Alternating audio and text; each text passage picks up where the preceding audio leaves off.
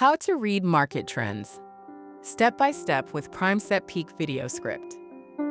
Market trends are often described as upward, downward, or sideways.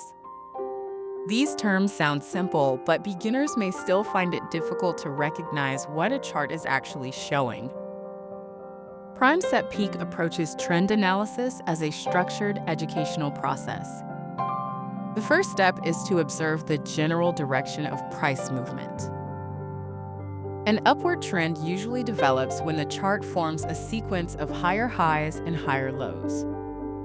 This means that each major upward movement reaches a higher level, while each pullback remains above the previous low.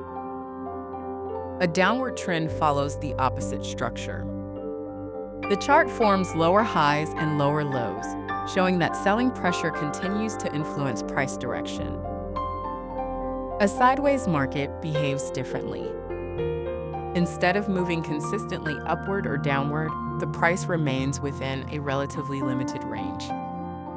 Buyers may become active near the lower part of the range, while sellers may appear near the upper part.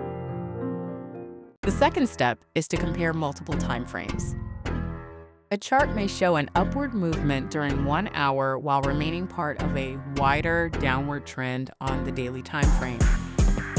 Looking at more than one period can provide better context and prevent a short movement from being mistaken for a long-term direction.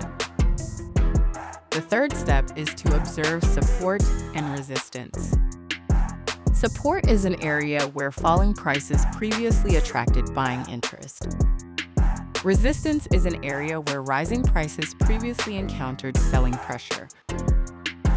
These zones are not guaranteed turning points. They are reference areas that can help learners understand earlier market reactions. Volume and volatility can also add context. Increasing volume may indicate stronger participation, while volatility describes the size and speed of price changes. A trend with larger movements may involve greater uncertainty than a gradual trend. PrimeSetPeak presents trend analysis as an exercise in observation rather than prediction. Beginners can practice by marking highs, lows, support zones, resistance zones, and changes in volatility.